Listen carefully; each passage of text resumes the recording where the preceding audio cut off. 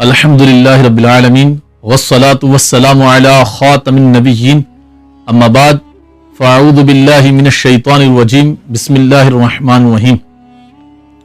السلام علیکم ورحمۃ اللہ وبرکاتہ۔ میں ہوں آپ کا میزبان زین الدین اور آپ دیکھ رہے ہیں روحانی علاج۔ یہ جو سلسلہ آپ ملاحظہ کر رہے ہیں یہ ویب سیریز شان اولیاء پر مشتمل ہے۔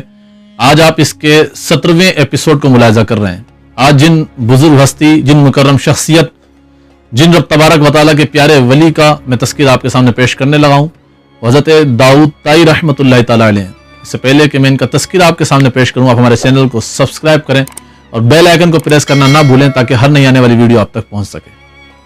حضرت داؤد طائی رحمۃ اللہ تعالیٰ علیہ آپ علوم حق کے شناسہ اور رائے حق کے متلاشی تھے، اور آپ جو ہے امام اعظم ابو حنیفہ رحمۃ اللہ تعالیٰ علیہ کے شاگردوں میں سے بھی ہیں، اور آپ معرفت کے بے پناہ سمندر تھے۔ آپ وہ تھے کہ جنہوں نے مخلوق سے ہمیشہ کے لیے کنارہ کشی اختیار کر لی تھی۔ آپ زیادہ تر تنہا رہتے، آپ نے اپنی زندگی میں شادی بھی نہیں کی۔ آپ کا زیادہ تر وقت رب تبارک و تعالیٰ کی عبادتوں میں گزرا، رب تبارک و تعالیٰ کی ریاضت کرتے ہوئے گزرا، اور آپ جو ہے ایک عرصے تک امام اعظم ابو حنیفہ رحمۃ اللہ تعالیٰ علیہ سے جو ہے وہ تعلیم حاصل کرتے رہے، ان کی شاگردی میں رہے، اور ان سے ایک عرصے تک آپ نے علم حاصل کیا۔ اور آپ حضرت حبیب رائی کے ارادت مندوں میں داخل تھے، اور حضرت فضیل رحمۃ اللہ تعالیٰ علیہ یعنی فضیل بن عیاض رحمۃ اللہ تعالیٰ علیہ اور حضرت ابراہیم بن ادہم رحمۃ اللہ تعالیٰ علیہ جیسی بزرگوں سے بھی جو ہے وہ آپ کو جو ہے شرف نیاز حاصل رہا۔ اور آپ کے جو توبہ کا واقعہ ہے، آپ کے تائب ہونے کا واقعہ ہے، وہ ایک شخص کے شعر کو سن کر جو ہے وہ آپ نے توبہ کی اور اس دنیا سے مکمل کنارہ کشی اختیار کر لی۔ اور وہ شعر اس طرح تھا کہ گویے نے اس طرح کا شعر پڑھا کہ بِأَيِّ خُدَيْكَ تُبْدِي الْبَلَا وَبِأَيِّ عَيْنِكَ مَاذَا سَالَ، یعنی کون سا چہرہ خاک میں نہیں ملا اور کون سی آنکھ زمین پر نہیں بہی۔ یہ شعر سن کر عالم بے خودی میں حضرت امام اعظم ابو حنیفہ کی خدمت میں پہنچے اور اپنا پورا واقعہ بیان کیا۔ تو امام اعظم ابو حنیفہ رحمۃ اللہ تعالیٰ علیہ نے گوشہ نشینی کی، ان کو جو ہے فرمایا کہ آپ گوشہ نشین ہو جائیں، ان کو یہ صلاح دی کہ آپ گوشہ نشینی اختیار کریں۔ 1 سال تک وہ گوشہ نشین رہے، اور انہوں نے مخلوق سے ملنا جلنا، ان سے تعلق رکھنا، ان سے راہ و رسم مکمل ختم کر دیا۔ اس کے بعد دوبارہ امام اعظم ابو حنیفہ رحمۃ اللہ تعالیٰ علیہ کے پاس آئے اور فرمانے لگے کہ میں نے 1 سال تک گوشہ نشینی اختیار کر لی۔ اس کے بعد آپ کو امام اعظم ابو حنیفہ رحمۃ اللہ تعالیٰ نے فرمایا کہ اب ایسا کریں کہ آپ کسی کامل پیر کے ہاتھوں بیت ہو جائیں۔ چنانچہ آپ حبیب رائی رحمۃ اللہ تعالیٰ علیہ کے پاس گئے، ان سے بیعت ہوئے، اور اس کے بعد آپ نے مکمل طور پر گوشہ نشینی اختیار کر لی۔ آپ کی صبح، آپ کی راتیں رب تبارک و تعالیٰ کی عبادت میں گزرتی، رب تبارک و تعالیٰ کی عبادت اور ریاضت میں گزرتی۔ ان کو لوگوں نے جب دیکھا عبادتیں کرتے ہوئے دیکھا، جب دیکھا خوف خدا کی باتیں کرتے ہوئے دیکھا، لوگوں سے بہت کم ملتے، بہت کم گفتگو کرتے، بہت کم کھاتے، اور اپنے کھانے میں بھی ایسی غذاؤں کو رکھا ہوا تھا کہ جس میں وقت کم سے کم صرف ہو۔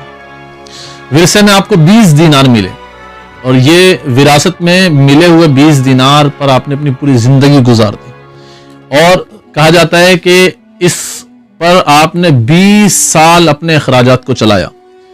اور جب بعض بزرگوں نے یہ کہا کہ حضرت دینار جو جمع کر کے رکھنا یہ تو ایثار کے منافی ہے، اور یہ تو توکل کے بھی منافی ہے کہ آپ نے جو ہے یہ دینار جمع کیے ہوئے کہ رب تبارک و تعالیٰ پر توکل نہیں۔ یہ تو آپ نے فرمایا کہ یہی دینار زندگی بھر کے لیے باعث طمانینت ہے۔ لیکن قناعت کا یہ عالم تھا کہ روٹی پانی میں بھگو کے کھاتے۔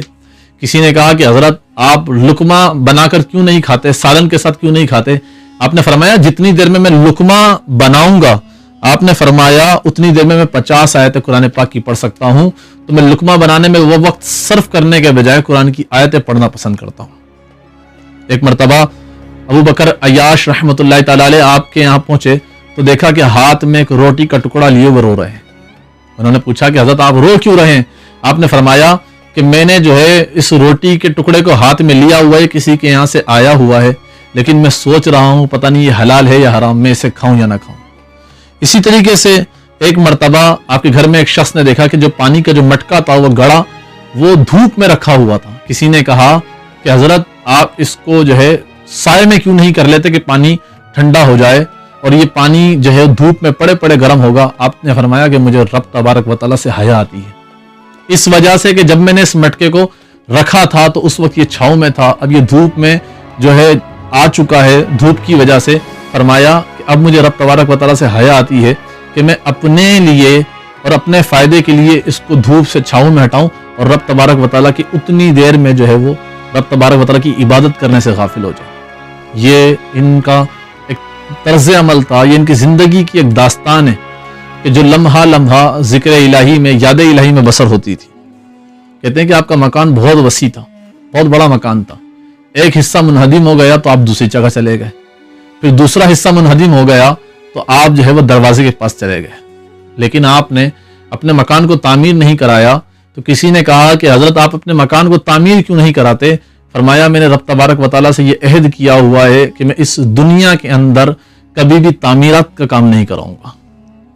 کہتے ہیں جب لوگوں نے آپ سے سوال کیا کہ حضرت اس دنیا میں رہنے کے بجائے آپ نے مخلوق سے کنارہ کشی کیوں اختیار کی ہوئی، آپ سب سے ہٹ کے کیوں رہتے ہیں، آپ سب سے جدا کیوں رہتے ہیں؟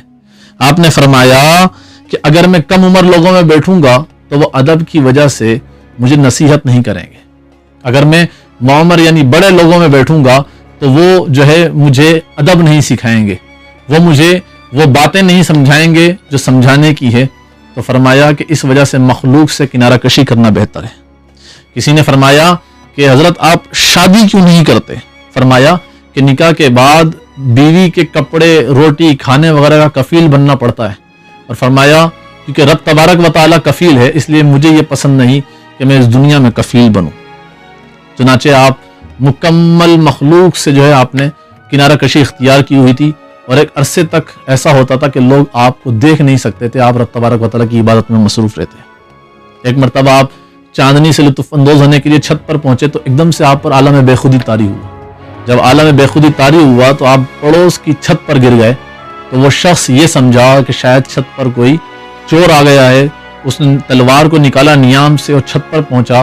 جب اس نے حضرت داؤد طائی رحمۃ اللہ تعالیٰ علیہ کو ملاحظہ کیا، دیکھا، فرمایا کہ حضرت آپ یہاں پر کہاں سے آ گئے؟ فرمایا مجھے نہیں معلوم، بس ایک عالم بے خودی تھی، میں یہاں گر گیا.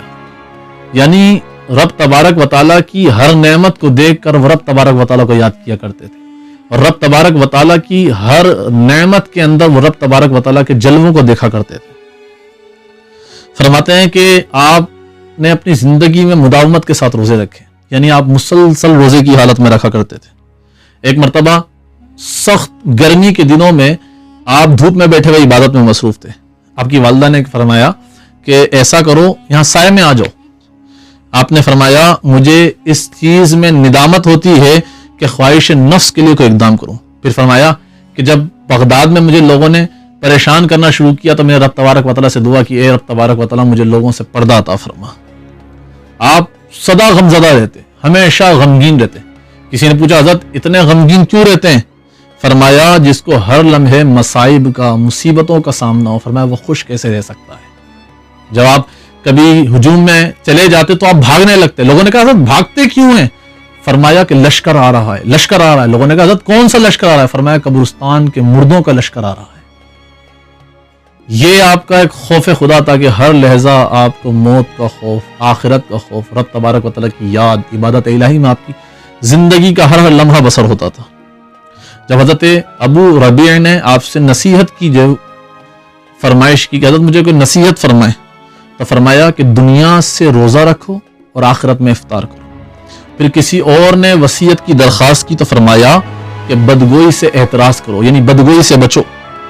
اور فرمایا کہ مخلوق سے کنارہ کشی اختیار کرو اور دین کو دنیا پر ترجیح دو، اور اگر ممکن ہو تو مخلوق کا خیال ہی دل سے نکال دو. پھر کسی اور شخص نے نصیحت کے لیے عرض کی تو فرمایا کہ مردے تمہارے انتظار میں، یعنی تمہیں مرنا بھی ہے، اس لیے وہاں کا سامان کر لو. پھر فرمایا کہ ترک دنیا کرنے سے بندہ خدائی تک رسائی حاصل کر لیتا ہے، خدا تک رسائی حاصل کر لیتا ہے. حضرت فضیل نے 2 مرتبہ آپ سے شرف نیاز حاصل کیا اور وہ فخریہ فرمایا کرتے تھے، فرماتے تھے کہ پہلی ملاقات میں نے آپ کو شکستہ چھت کے نیچے دیکھا، یعنی ایسی چھت جو گرنے والی ہو. تو کہتے ہیں کہ میں نے عرض کیا کہ حضرت ہٹ جائیے، کہیں ایسا نہ ہو کہ چھت آپ پر گر جائے. آپ نے فرمایا کہ میں نے آج تک چھت کی طرف توجہ ہی کوئی نہیں کی، میں نے آج تک چھت کی طرف دیکھا ہی کوئی نہیں. اور فرماتے ہیں کہ دوسری ملاقات میں مجھے یہ نصیحت کی کہ لوگوں سے تعلقات کو منقطع کر دو. حضرت معروف کرخی رحمۃ اللہ تعالی فرماتے ہیں کہ میں نے آپ سے زیادہ دنیا سے متنفر کوئی شخص نہیں دیکھا. اور یہ کہ آپ فقراء کا احترام فرمایا کرتے بلکہ ان سے عقیدت و محبت رکھا کرتے تھے. حضرت جنید بغدادی سے روایت ہے کہ ایک مرتبہ آپ نے حجامت بنوانے کے بعد حجام کو 1 دینار دیا، یعنی جو نائی تھا اس کو 1 دینار دیا. تو لوگوں نے کہا یہ تو اسراف بیجا ہے. آپ نے فرمایا کہ دین کے لیے مروت ضروری ہے. آپ حضرت امام ابو یوسف اور امام محمد رحمۃ اللہ تعالیٰ علیہما کا بہت احترام کیا کرتے تھے، لیکن حضرت امام محمد رحمۃ اللہ تعالیٰ علیہ سے آپ کو بہت زیادہ جو ہے وہ محبت تھی، اور امام ابو یوسف علیہ رحمہ سے تھوڑا سا وہ محبت کم کرتے تھے. کسی نے پوچھا کہ حضرت ایسا کیوں ہے؟ فرمایا کہ جس استاد نے یعنی امام اعظم ابو حنیفہ رحمۃ اللہ تعالیٰ علیہ نے کوڑے کھانے کے باوجود بھی جو ہے وہ قاضی کے منصب کو قبول نہیں کیا، اسے ابو یوسف رحمۃ اللہ تعالیٰ علیہ نے قبول کر لیا اور اپنے استاد کی نصیحتوں پہ سمجھو عمل نہیں. یہ ان کا ایک اپنا قول تھا. اس حوالے سے کہتے ہیں کہ جب ہارون رشید آپ کے پاس ملاقات کی غرض سے آیا تو آپ نے ملنے سے انکار کر دیا. آپ نے فرمایا کہ میں دنیا والوں سے نہیں ملتا، لیکن جب ہارون رشید کی والدہ نے بے حد اصرار کیا تو آپ نے فرمایا کہ بھیج دو. جب ہارون رشید رخصت ہونے لگا تو ایک اشرفی پیش کرنا چاہیے، مگر آپ نے واپس کرتے ہوئے فرمایا کہ میں نے اپنا مکان جائز دولت کے عوض فروخت کر دیا ہے. کسی بزرگ نے آپ کو دھوپ میں قرآن مجید پڑھتے ہوئے دیکھا تو سائے میں آنے کی درخواست کی تو فرمایا مجھے اتباع نفس ناپسند ہے. فرماتے ہیں کہ اسی رات آپ کا وصال ہو گیا. آپ کسی سے اخراجات کے لیے کچھ بھی نہیں لیتے تھے. ایک رقم، 1 روپیہ، 1 درہم، 1 دینار آپ نے کبھی کسی سے نہیں لیا. فرماتے ہیں کہ ایک مرتبہ امام ابو یوسف رحمۃ اللہ تعالیٰ علیہ نے آپ کے خادم سے دریافت کیا کہ اب اخراجات کے لیے کتنی رقم باقی رہ گئی ہے. اس نے بتایا کہ 10 درہم چاندی باقی ہے. چنانچہ امام ابو یوسف نے اخراجات کا حساب لگا کر یہ اندازہ کر لیا کہ بس اب آپ اور اتنے ہی دن حیات رہیں گے. کسی نے آپ کو خواب میں ہوا میں پرواز کرتے ہوئے دیکھا کہ آپ ہوا میں اڑ رہے ہیں اور یہ کہتے ہوئے سنا کہ آج مجھے کیس سے چھٹکارا مل گیا. جب وہ شخص بیدار ہوا تو وہ اس خواب کی تعبیر کے لیے حضرت داؤد طائی رحمۃ اللہ تعالیٰ علیہ کے پاس آنے لگا کہ حضرت داؤد طائی رحمۃ اللہ تعالیٰ سے اس کی میں تعبیر پوچھوں کہ حضرت میں نے آپ کو اس طریقے سے ہوا میں پرواز کرتے ہوئے دیکھا اور مجھے کیس سے چھٹکارا مل گیا. حضرت اس کی تعبیر کیا. جب آپ کے مکان پہ پہنچا تو دیکھا کہ حضرت داؤد طائی رحمۃ اللہ تعالیٰ علیہ کا انتقال ہو چکا ہے.